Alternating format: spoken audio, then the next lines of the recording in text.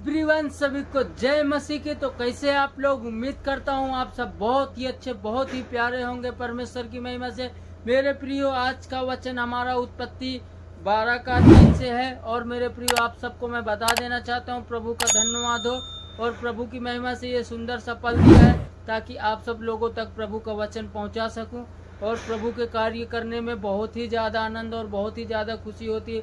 मेरे प्रियो, संसार में हम बहुत सी ऐसी चीज़ें करते हैं जिससे हमारा वक्त बर्बाद होता है, लेकिन उससे हमें कुछ लाभ नहीं होता। मेरे प्रियो, परमेश्वर को दिया हुआ वक्त कभी व्यर्थ नहीं जाता। मेरे प्रियो, जो मनुष्य प्रभु यीशु मसीह को अपना वक्त और अपना मन सब कुछ अर्पण कर देता है, मेरे प्रियो, प्रभु उसका जीवन बदल देता है। जैसा कि आप सब देखे होंगे मेरे इस यूट्यूब चैनल पर मेरी गवाही का वीडियो, वैसे प्रभु ने मेरा जीवन कैसे बदला। तो चलते हैं, बिना किसी देरी से स्टार्ट करते हैं। और उससे पहले एक छोटी सी प्रार्थना करना चाहते हैं प्रभु यीशु मसीह के नाम से। तो धन्य सर्वशक्तिमान यहोवा परमेश्वर, हम आपका धन्यवाद करते हैं। प्यारे प्रभु जी, आपने सुंदर सा पल दिया। हे पिता, तू जो स्वर्ग में है, तेरा राज्य है, तेरी महिमा हो, तेरी इच्छा जैसे स्वर्ग में पूरी होती है वैसे पृथ्वी पर हो, क्योंकि राज और परिक्रम और सदा महिमा तेरी होती रहे। मेरे यहोवा परमेश्वर, हम आपका धन्यवाद करते। हे स्वर्गीय पिता, जो भी भाई या बहन इस वीडियो को देख रहे, मेरे प्रभु जी, वो तेरा वचन सुने और समझे और तेरी आज्ञाओं को माने मेरे प्रभु जी, ताकि उसका भी जीवन बदले, क्योंकि सच्चा उद्धार करता तू ही और सच्चा चरवाहा तू ही है प्रभु यीशु मसीह। धन्य पिताजी आपका, यीशु मसीह के नाम में आमीन, हालेलुया। मेरे प्रियो, आज का वचन स्टार्ट करते हैं। 3 से स्टार्ट करते हैं वचन। और जो तुझे आशीर्वाद दे उन्हें मैं आशीष दूंगा, और जो तुझे कोसे उसे मैं श्राप दूंगा। भूमंडल के सारे कुल तेरे द्वारा आशीष पाएंगे। यहोवा के इस वचन के अनुसार अब्राहम चला और लूत भी उसके संग चला। और सब अब्राहम हरान देश से निकला। उस समय वह 75 वर्ष का था। सो अब्राहम अपनी पत्नी सौर और अपने भतीजे लूत को और जो धन उन्होंने इकट्ठा किया था और जो प्राणी उन्होंने हरान में प्राप्त किए थे, सबको लेकर कनान देश में जाने को निकल चला। और वे कनान देश में आ भी गए।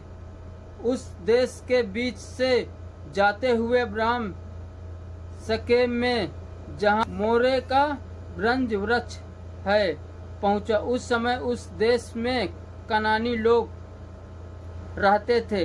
तब यहोवा ने अब्राहम को दर्शन देकर कहा, यह देश मैं तेरे वंश को दूंगा। और उसने वह यहोवा के लिए उसने उसे दर्शन दिया था, एक वेदी बनाई। फिर वहां से कूच करके वह उस पहाड़ पर आया जो बेतेल के पूर्व की ओर है, और अपना तंबू उस स्थान में खड़ा किया जिसकी पश्चिम की ओर तो बेतेल और पूर्व की ओर ए है।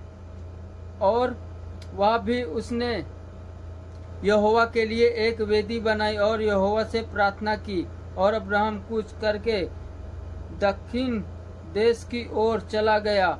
और उस देश में अकाल पड़ा, और अब्राहम मिस्र देश को चला गया कि वह परदेशी होकर रहे, क्योंकि देश में भयंकर अकाल पड़ा था। फिर ऐसा हुआ कि मिस्र के निकट पहुंचकर उसने अपनी पत्नी और सौरे से कहा, सुन, मुझे मालूम है कि तू एक सुंदर स्त्री है। इस कारण जब मिस्री तुझे देखेंगे तब कहेंगे, यह उनकी पत्नी है। सो वे मुझको मार डालेंगे, पर मुझको जीती रख लेंगे। सो यह कहना कि मैं उसकी बहन हूँ, जिससे तेरे कारण मेरा कल्याण हो और मेरा प्राण तेरे कारण बचे।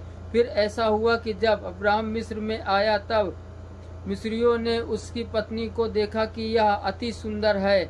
और फिरौन ने हकीमों ने उसको देखकर फिरौन के सामने उसकी प्रशंसा की। सो वह स्त्री फिरौन के घर में रखी गई, और उसने उसके कारण अब्राहम की भलाई की। सो उसको भेड़ बकरियां, गाय बैल, दास दासिया, गधे गधिया और ऊँट मिले। तब यहोवा ने फिरौन और उसके घराने पर अब्राहम की पत्नी और शौर्य के कारण बड़ी बड़ी विपत्तियां डाली। सो फिरौन ने अब्राहम को बुलाकर कहा, तूने मुझसे क्या किया है? तूने मुझे क्यों नहीं बताया कि वह तेरी पत्नी है? तूने क्यों कहा कि वह तेरी बहन है? मैंने उसे अपनी ही पत्नी बनाने के लिए लिया, परंतु अब अपनी पत्नी को लेकर यहाँ से चला जा। और फिरौन ने अपने आदमियों को उसके विषय में आज्ञा दी और उन्होंने उसको और उसकी पत्नी को सब संपत्ति समेत जो उसका था विदा कर दिया। हालेलुया। मेरे प्रियो, यहाँ का वचन हमें बताता है, जैसा कि अभी आप हम पढ़ रहे हैं, और ये अब्राहम जब मिस्र देश में गया था, जो वहाँ का राजा था उस समय का फिरौन। आप सबने फिरौन के बारे में सुना होगा, नहीं तो गूगल में भी सर्च कर सकते हैं मेरे प्रियो। लेकिन परमेश्वर ने उसको विपत्ति दी, क्योंकि अब्राहम एक परमेश्वर का दास बन चुका था मेरे प्रियो। क्योंकि जो सच्चाई से, ईमानदारी से परमेश्वर की ओर मन फिरा के चलता है, प्रभु उसकी ओर रहता है मेरे प्रियो। आगे का वचन पढ़ते हैं। तब अब्राहम अपनी पत्नी और अपनी सारी संपत्ति लेकर लूत को भी संग लिए हुए मिस्र को छोड़कर कनान के दक्षिण देश में आया। अब्राहम भेड़ बकरी, गाय बैल और सोने रुपए का बड़ा धनी था।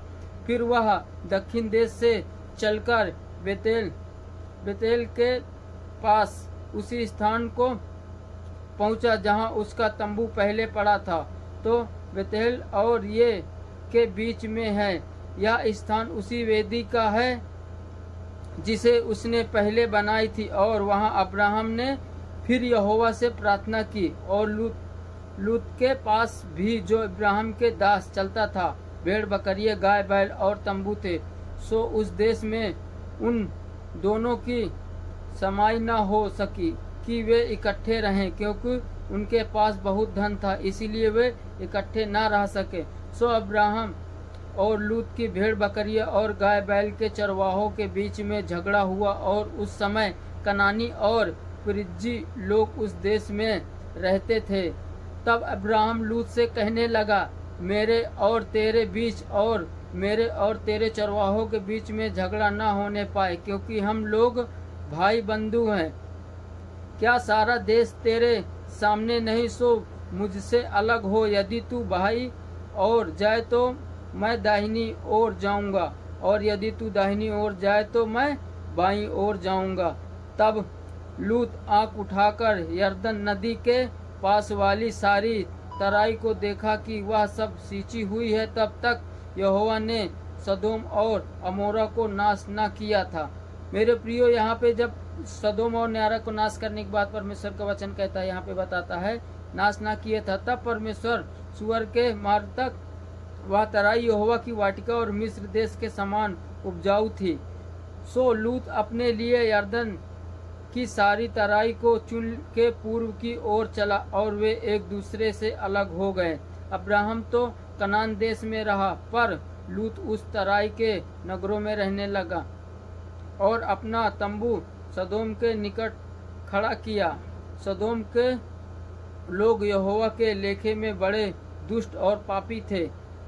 जब लूत अब्राहम से अलग हो गया, तब उसके पश्चात यहोवा ने अब्राहम से कहा, आंख उठाकर जिस स्थान पर तू है वह से उत्तर, दक्षिण, पूर्व, पश्चिम चारों ओर दृष्टि कर, क्योंकि भूमि दिखाई देती है, उस सब को मैं तेरे और तेरे वंश को युगों युगों के लिए दूंगा। और मैं तेरे वंश को पृथ्वी की धूल के किनकों की नाई बहुत करूंगा, और यहाँ तक कि जो कोई पृथ्वी की धूल के किनकों को गिन सके, वह तेरा वंश भी गिन सकेगा। उठ, इसकी लंबाई और चौड़ाई में चल फिर, क्योंकि मैं उसी तुझी को दूंगा। उसके पश्चात अब्राहम अपना तंबू उखाड़ कर नम्रे के बाजों के बीच जो एब्रेन में थे जाकर लगने लगा, और वहां भी यहोवा की एक वेदी बनाई।